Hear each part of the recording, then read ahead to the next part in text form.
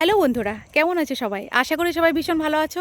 শীতের মরশুম তো সবাই নিশ্চয়ই এখন খেজুর রস খাচ্ছ যারা গ্রামের বাড়ি, আর যাদের বাড়ি শহরে তারা তো ঠিক জানে না যে খেজুর রস কিভাবে হয়। চলো দেখে নেওয়া যাক এক ঝলকে কিভাবে খেজুর রস বানানো হয়। চলো।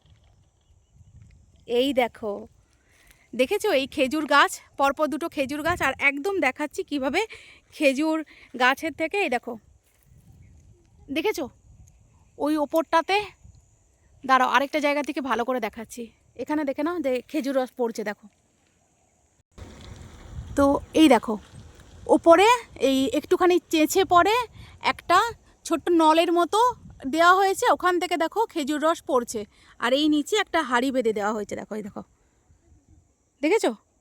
দেখো কি সুন্দর খেজুর রসটা এখানে জমা হচ্ছে, দেখো দেখো।